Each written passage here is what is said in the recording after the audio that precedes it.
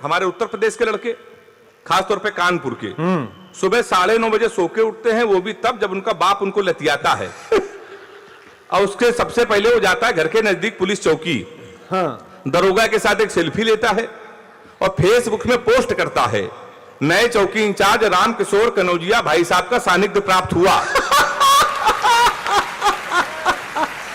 कानपुर साहब अपने आप में बिल्कुल अद्भुत है, इतना अद्भुत है कि पूरे देश में आप चले जाइए, आप कभी जाइए पंजाब, आप कभी जाइए बनारस रेलवे स्टेशन पर उतरिए तो वहां पर लिखा रहता है कि बनारस का पान आपका स्वागत करता है। आप कभी आगरा जाइए तो लिखा रहता है आगरा का पेठा आपका स्वागत करता है।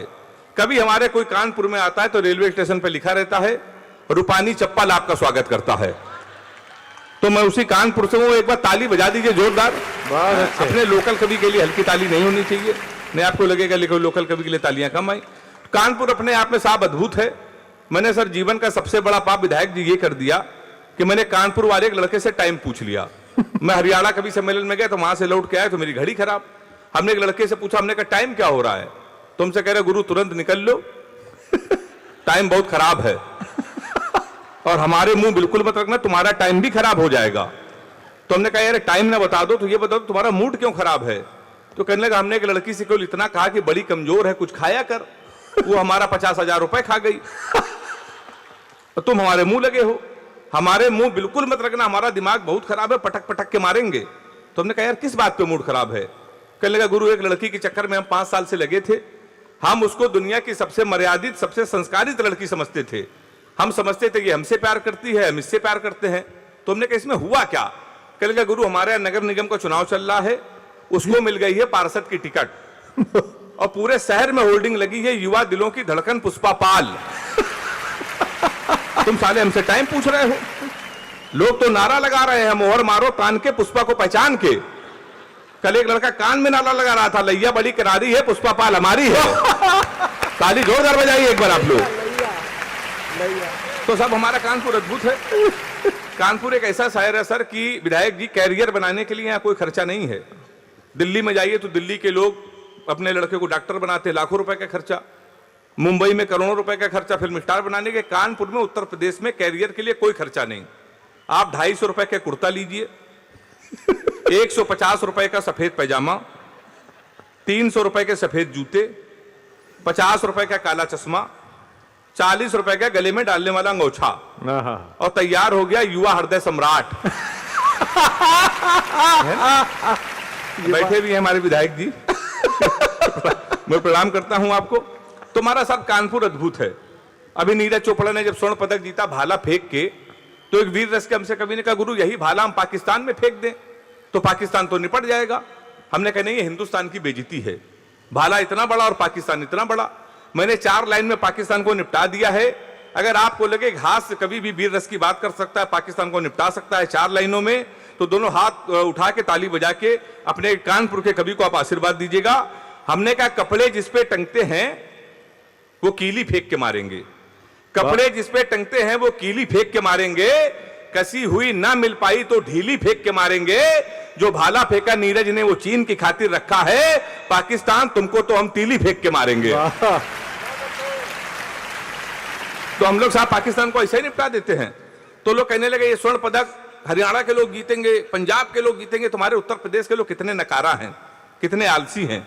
तो हमारे उत्तर प्रदेश के लोग साहब को कहता है कि नकारा है, आलसी हैं, तो मैं तो खुद यूपी का मुझे बहुत खराब लगता है। असल में हरियाणा के बच्चों में और हमारे यूपी के बच्चों में सर बहुत अंतर है। हरियाणा का लड़का सुबह 4 बजे जगता है, सबसे पहले वो जिम जाता है, जिम जाने के बाद आता है 2-4 घंटे मॉर्निंग वॉक करता है, टाइम्स ऑफ इंडिया पढ़ता है, 4-5 किलो फल खाता है, फिर वो सो जाता है। शाम को 6 बजे फिर वो सो के उठता है, फिर जिम जाता है, फिर फल खाता है, फिर 2-4 घंटे टहलता है, फिर वो सो जाता है। कुल मिला के हरियाणा के बच्चे, पंजाब के बच्चे एक दिन में 4-5 घंटे जिम, 4-5 घंटे मॉर्निंग वॉक करते हैं। हमारे उत्तर प्रदेश के लड़के, खासतौर पे कानपुर के, सुबह 9:30 बजे सो के उठते हैं, वो भी तब जब उनका बाप उनको लतियाता है।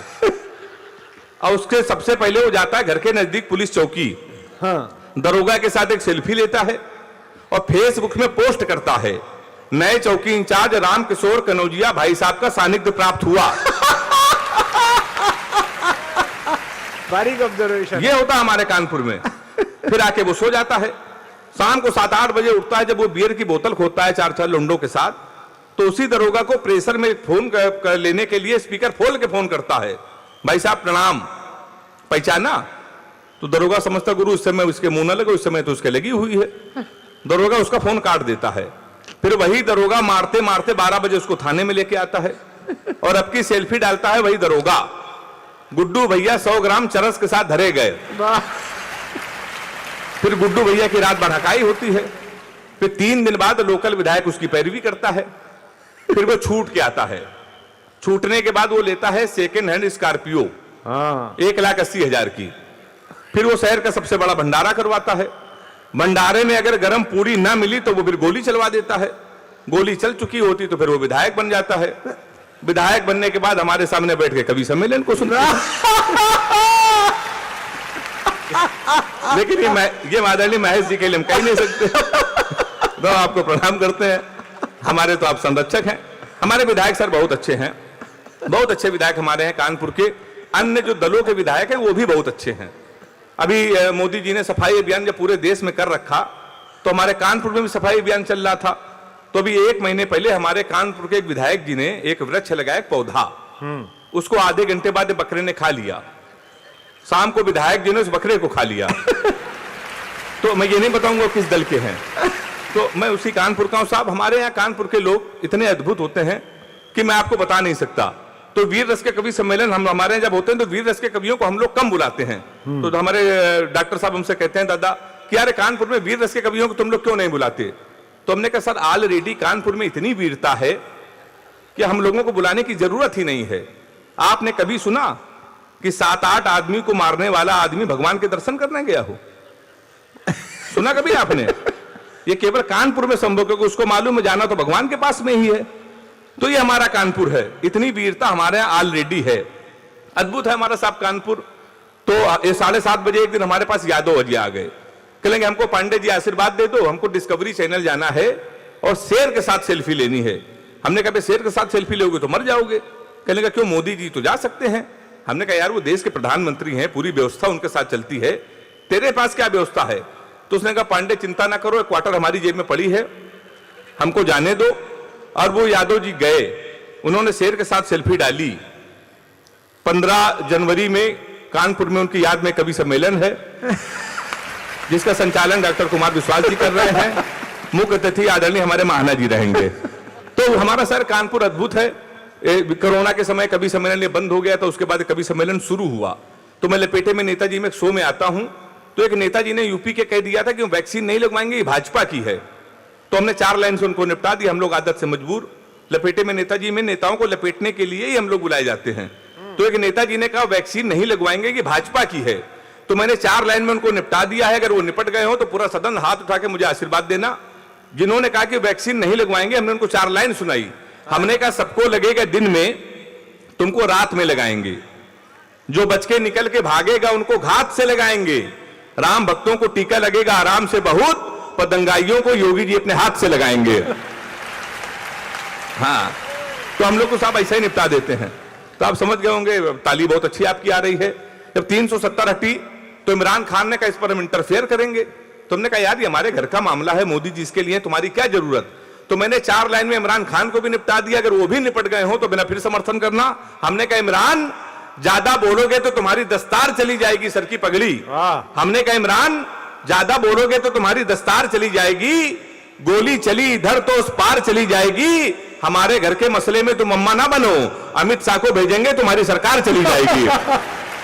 चलिए, तो हम लोग साहब इस तरीके से निपटा लेते हैं। तो मैं लपेटे में नेताजी में आता हूं, इधर भाजपा के लोग बैठते हैं, सामने कांग्रेस के लोग। भाजपा वाले कहते हैं कि हमने 5 साल में बहुत कुछ किया, कांग्रेस वाले कहते हैं कि हमने कुछ नहीं किया। ये डिबेट हमारे घर पे चली आई है। मान लीजिए पत्नी अगर बीजेपी से है, पति अगर कांग्रेस का है, समाज में मजा आ जाए तो मुझे फिर आशीर्वाद देना। थी बीजेपी से, पत्नी बोली जून में चलो, जाने मन जल्दी हनीमून में चलो, अच्छे दिन आ गए हम डांस करेंगे, 4 साल हो गए रोमांस करेंगे। कांग्रेसी पति बोला हर हाल चलेंगे, जून में ही क्यों हर साल चलेंगे, जब 15 लाख अकाउंट में आ ही गए हैं, बुलेट ट्रेन से दोनों नैनीताल चलेंगे।